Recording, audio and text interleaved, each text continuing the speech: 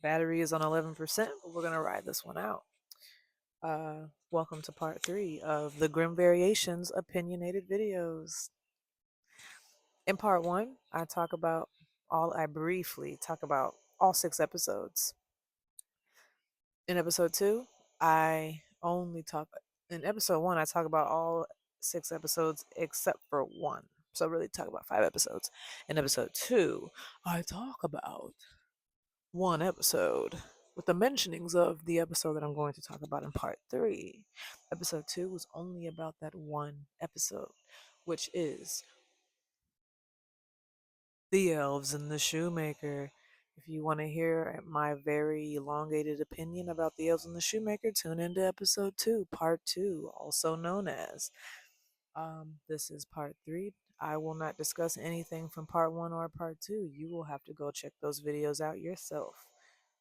Without any further ado, I will get into episode 3 for you. This one is going to be about my favorite episode of the Grimm Variations. Episode 3, Hansel and Gretel. Each episode is about 40 minutes or so, give or take. I highly recommend doing a little bit of a background on each episode if you are not a big fan or did not grow up on fables like a lot of us did. Um, they're pretty much like the moral of the story is type of stories, which are they're so good.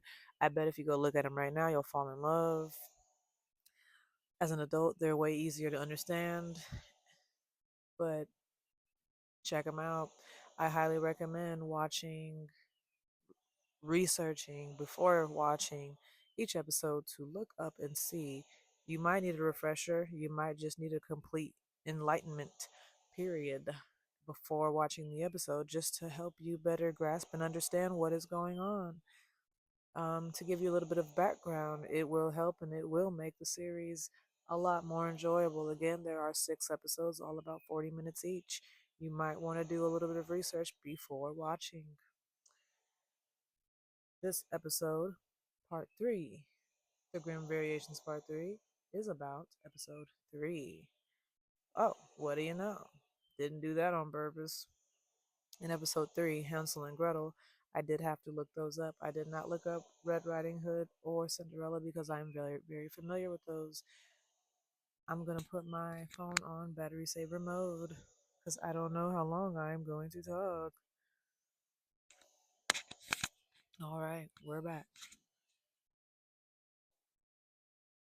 Episode 3,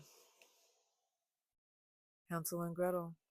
I did have to do some research on this one because I may be familiar with the name. I am not familiar with the story. The story of Hansel and Gretel is about a brother and sister who get abandoned by their parents, their mother and father, in the woods, and they find a witch's house that looks like cake, cookies, all kinds of yummy things, all their favorite things. And they go inside, and the witch is like, "Hello, children." And she has this plot to fatten up the boy, and so she fattens up that brother and she eats him. Moral of the story is probably don't go into people's houses that you don't know.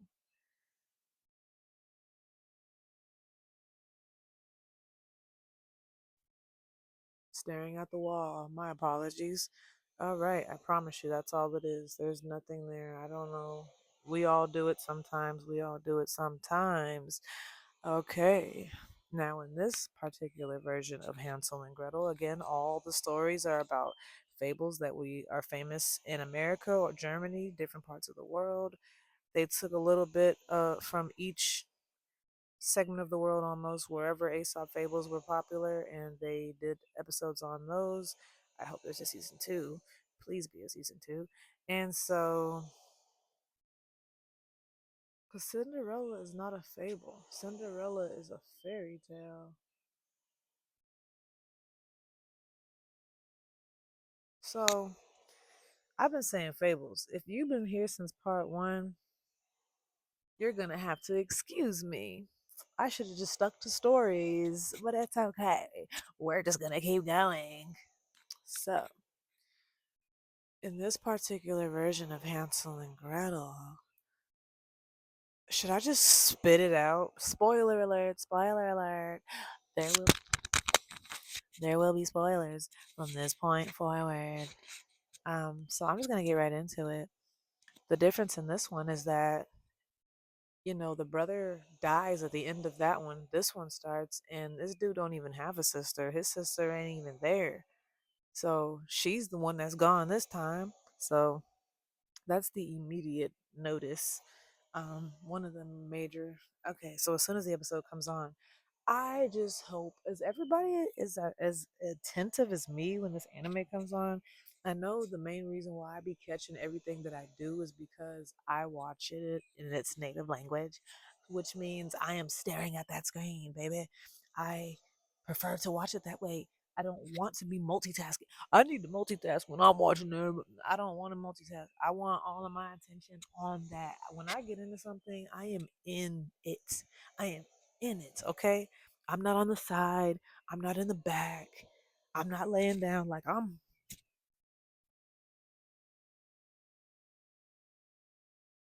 よろしくお願いします. One-san, Oni-chan, like I am. That's me. I take it very serious. That's why I can even come and do a video running my mouth about episodes instead of just the whole anime, because I'm just like, look, I'm into it. When I am into something, I am heavily into it. I'm not just, yeah, I mess with it. Like, I'm into it. And anime is something that I am into. These Korean dramas, these Mandarin dramas, the ones that I find that captivate me, I want to shout some out, but that's not what we came to do today. Um, I be so into them, so I really don't miss a thing. Like when I watch these shows, I don't miss nothing. You don't have. I'll ask you. I'm gonna put you on game. Like, and you probably didn't even notice or see it because you was texting or something. Like I don't know, but me, when I'm watching something, I am locked in. No games. So that's one wonderful perk about watching it in its native language is that it forces me to have to pay attention, and I already do naturally. So it just makes me. I be so immersed in it, and that's just how I like to be when I'm watching my shows. So I immediately noticed as soon as the episode comes on that there are empty beds. So anyway, people disappearing. Everybody notices that Gretel is the only one wearing red. Nobody got a red on.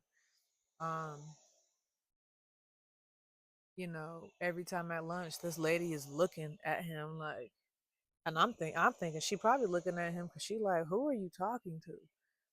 Or you acting like there is really somebody next to you. Who is there? She's just looking to see if he's okay. Like, you ready to go? I think you need to go. I think it's time for you to go. And he's just, but that's because that girl wasn't even there. Only he could see her, which explains everything. And if you go back and watch the episode, you will see that whenever they were addressing Hansel, they only addressed Hansel. Okay. Um, you'll notice that they don't ever mention her, say her, acknowledge her. And one of my favorite clues that really gave it away for me that something wasn't right with her or whatever was when the witch made put the hot chocolate on the table. I was over here like, why did she only bring one cup? Like, why did she only bring one bowl? They supposed to share that? Like, yeah, they're brother and sister, but I just thought that was kind of weird. Like, why wouldn't you bring two? So that was the moment where I was like, oh, what's up? So, like, you obviously know something is up from the moment the episode comes on, if you're me. But if you're like me, I'm sorry. But that is the part. Like, that's one of my favorite scenes because it's just like, she only brings one bowl. Like, that she only brings one bowl. That is a dead giveaway. Something. I wish I could rewatch it with just naked eyes. I'm not naked eyes, but just fresh eyes, new eyes.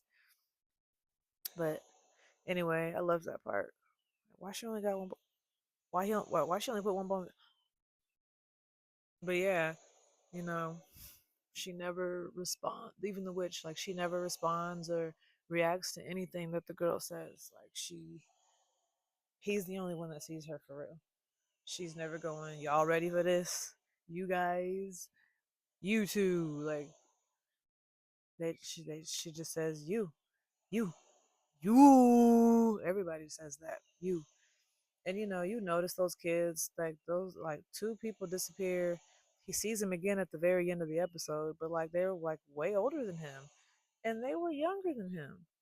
But apparently wherever that little place that they're in must be like on some type of hyperspeed or really slowed down. I think when you're in space, doesn't time slow down like 10 years? It's like for Earth, it's like 10 years go by for every year, or I don't even know. It just depends on where you are in space, but I'm pretty sure space timing is like that. And that would explain, and if it's not like that, then I know something, because he was a little boy. They were all grown up. He was older than them. So, so it's something. And you could tell me what it is if I'm wrong. Correct me if I'm wrong, but I'm pretty sure it's something like 1 year in space is 10 years on Earth and shit like that. I'm pretty sure that's how that goes. So now I'm like, oh, I kept trying to put my finger on why that was like that. And in this moment talking to you, I'm like, oh, well, that's why. That's how that's possible.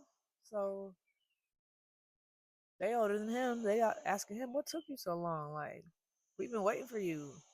Well, he was still effing around, trying to look around and see stuff, and apparently didn't have the courage. Sister had to come in there and really give him the courage, because she was like, nigga, you need to get out of here. Like, this ain't the place to be. This is not life.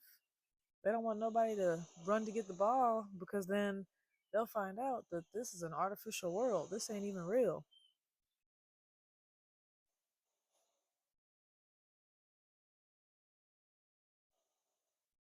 And all them kids disappearing, honestly, I feel like obviously they sending everybody to detention. Detention not working. They kicking them out, sending them to the forest. Them kids is walking through the forest. Chances are, and they're finding this witch, and they're going inside, and she's, oh, hey, you ready to get woken up? You ready to go to the you ready to go to Earth? And that's why everybody was just disappearing, because they're literally just going to Earth. Whole village, a whole community of people already there, waiting on the next one to come on down. And it's like you almost like they waking up, like they gotta wake up. Once they wake up, now they can just go on about their business. So everybody else still sleep. They comfortable. They deeply in there. But cause from the looks of him, he should have been gone. She should have been gone. But I guess he was still there because he thought his sister was there. And it just makes me wonder, like, well, what happened to her? When happened to her? Is she the one that got eaten? Is that the other twist that just don't even get talked about? Plot twist. She's not in the store. She's dead because she got eaten. She was already gone. I thought it was him that got eaten. In this world, she got eaten. But I don't even know. On the old Earth, who knows what? I don't know. Let me not even start. But bottom line, that episode is my favorite. Like when he was running and went and that thing hit, and it was just like, oh my god, this is not real. That was just crazy. I was wondering what she meant by take a ball and roll it. I was like, what's she talking about? I couldn't. How exciting. Um, the part when they were on that in that place, I guess that little in between, that transporter place from that world to the next, and when that android started chasing them, I was like, I don't like seeing stuff like that happen. That stuff be scary. But she high key, oh yeah, and she pushed him. He was about to get crushed, but she pushes him through so he doesn't get hurt. But we thinking she about to, but she was probably just trying to make sure everything was okay. So she sprinting, probably foresaw what was about to happen. Well, I don't know. I doubt it. I don't think that's what was happening. I think it was just a decision she made at the very last minute. Oh, he's about to get crushed. Let me push him. But I knew they were androids. I knew they were some type of machines or robots because you saw how they was acting the entire episode. I was just like, these are not humans. Look at everybody else and look at them. And what do you know? And I don't know if he was like that too, or if it was just her. But that entire episode was just so lit. It's like seeds of the universe. Universe will give you these, just the tools you need to learn everything you need to learn so that you can awaken to your true potential. And some people choose to just, nah. And some people are like, well, yeah, give me more, give me more, give me more. So, and the ones that are like, give me more are over here getting more. And the other ones that are comfortable and complacent, well, they they somewhat comfortable. But yeah, that's my take on Hansel and Gretel, man. Did I leave anything out? Nope. That's everything I wanted to say. But that's my favorite episode. They were all wonderful. I would have talked in depth about them all, but I really only had two favorites out of all those. And I know the last thing you would expect me to say is the elves and the shoemaker, Hansel and Gretel. Like I know everybody really, I know everybody's favorites are probably Little Red Riding Hood and freaking the one about the town of Grimmin something. The one with the dog, cat, rooster, and the other thing. Um, and then I know a lot of people probably like that last one too. I did. I was on the edge of my seat. I liked them all. That's why I even bothered to even make any talk about any of it because all of them were lit. They had me at attention every episode, on the edge of my seat every episode from the beginning to the end. Even the little intros they were doing with the painting, I was wondering who they were and why their world looked like that. That's because they were part of a painting. That's revealed in the very last episode at the end. They weren't even real people. They are paintings in a library filled with these books. Not a book room. Paintings in a book room. But yeah, like everything. I ate that entire series up. Like it only took me a few days. I wasn't forcing it. Like I just couldn't help myself. I loved every single episode. Like they were all so glorious, so good, works of art. That's why I'm like, please do a season two. Y'all could really take that shit and run with it and make that a whole thing. Like that doesn't have to just be some random idea. Like no, y'all need to make that a thing. There's so many stories that y'all could cover. And you still, it's like they still have to write it. It's still creative because they have to rewrite it and twist it. That's fun. How fun is that, right? To have to twist it, but to make it still have to make some kind of sense. It has to still have like an ending that is fitting. And it's, I love it. I love it. I love it. I love it. Like, if you haven't seen the Grimm Variations, you won't waste your time watching it. Even if you feel like you end up lost on most of the episodes, you're gonna at least enjoy your time because it was so interesting, especially if you're familiar with the stories. Mainly if you're familiar with the stories. And since I was already familiar with a few of them, it was great for me. It honestly was. Now I'm gonna end this. That's pretty much everything I wanted to say anyway. Again, it's on Netflix. Speaking of Netflix, I'm about to start a Korean drama, another Korean series, and I'm also watching Rurouni Kenshin, um, the remake, which I will also probably do a video on that because, but that'll be short. It'll be short because, but all they did was they're just redoing the episodes one by one, like everything's the same. But I'll talk about it later. This next video will be about that. Anyway, thanks for tuning in to listen to my opinions on these shows, on the show and these episodes. And this was the episode 3 Hansel and Gretel episode. So if you didn't watch the other two, It wouldn't hurt to watch them, but it wouldn't hurt to not watch them. So, thanks for watching this one. And if you do watch them all, then thank you for watching them.